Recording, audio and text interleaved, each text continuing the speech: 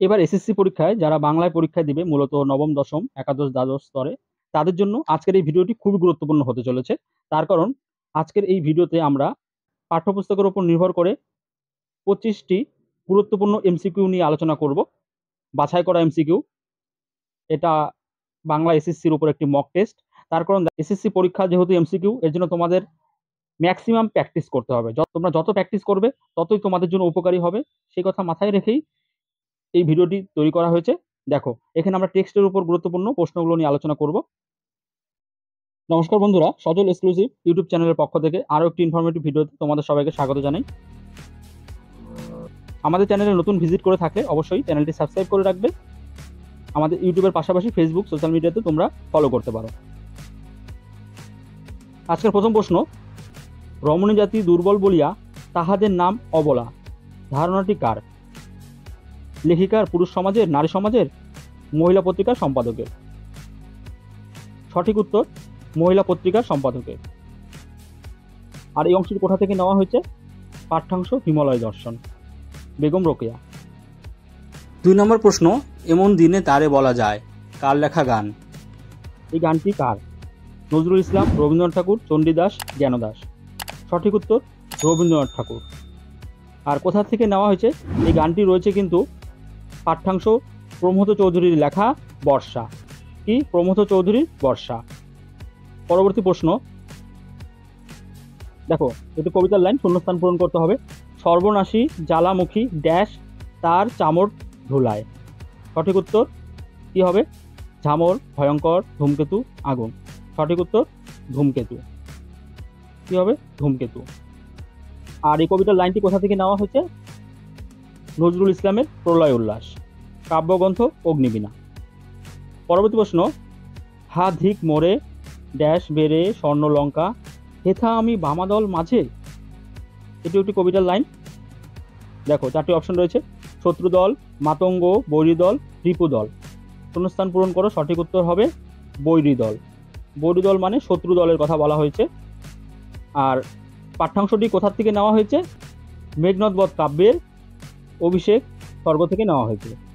1 নম্বর স্বর্গ অভিষেক, মেঘনাদ কাব্যের 9টি স্বর্গ রয়েছে। প্রথম যে স্বর্গ অভিষেক, সেখান থেকে এই কবিতার লাইনটি নেওয়া হয়েছে। ঠিক আছে।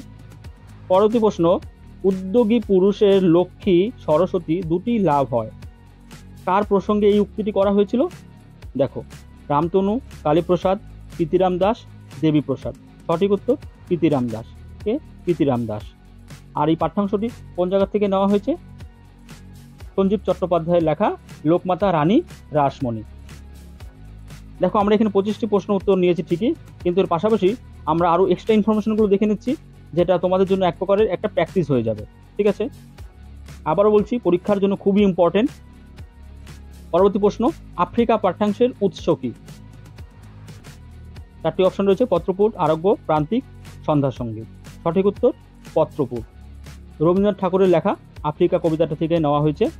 আর এই কবিতাটি প্রকাশ হয়েছিল কোথায়? সাময়িক পত্রে। কোথায়? সাময়িক পত্রে প্রকাশ হয়েছিল। পরবর্তী প্রশ্ন, কবিতার লাইন, ভাদ্রপদ মাসে যেন পড়ে থাকা কি হবে? শিল, তাল, বেল, আম। সঠিক উত্তর হবে তাল। কি হবে? তাল। কবিতার লাইনটি কোথা থেকে নেওয়া হয়েছে? মুকুন্দরাম চক্রবর্তীর কলিঙ্গ দেশে ঝড় বৃষ্টি।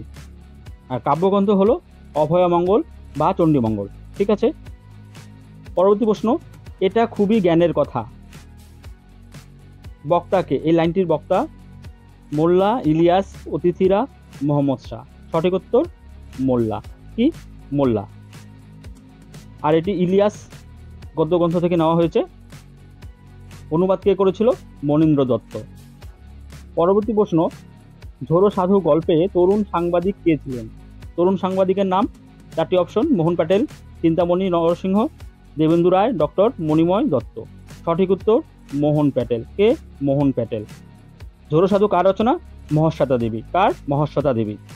পরবর্তী প্রশ্ন, কবিতার লাইন, হারায় না তার বাগান থেকে ড্যাশ হাসি।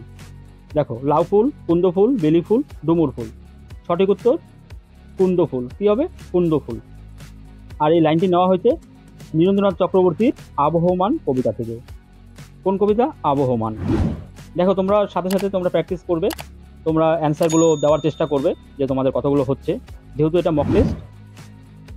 পরবর্তী প্রশ্ন, কবিতার লাইন, ডাক ওরে ডাক ড্যাশ ডাক জীবন পানে, পাগলা ভোলা তরুণ মৃত্যু নবীন। সঠিক উত্তর মৃত্যু। কোন কবিতার লাইন? নজরুল ইসলামের লেখা ভাঙার গান। আর এই কবিতাটি ইংরেজ সরকার কর্তৃক নিষিদ্ধ করা হয়েছিল।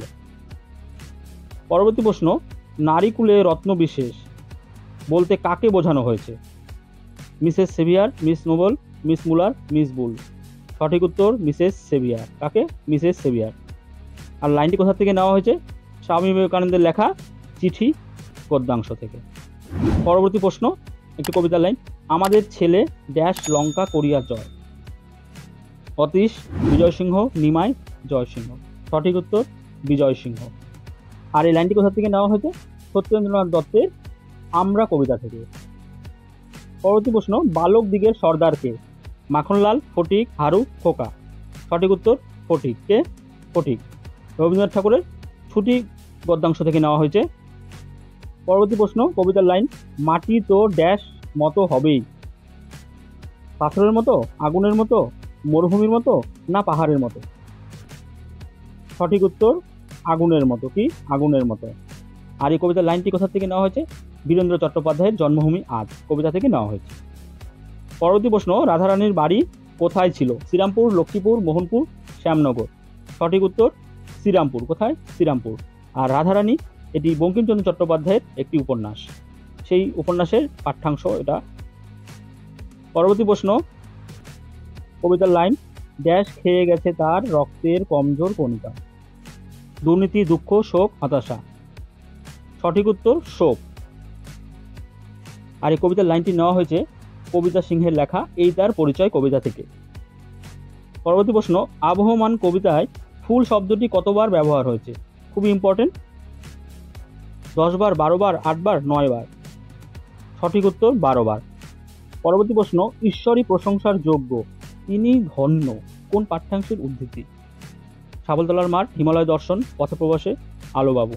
সঠিক উত্তর হিমালয় দর্শন। আর হিমালয় দর্শন কার রচনা? বেগম রোকেয়া। কে? বেগম রোকেয়া। পরবর্তী প্রশ্ন, হিমালয় দর্শন প্রবন্ধটির উৎস কি? মানে কোথা থেকে নেওয়া হয়েছে?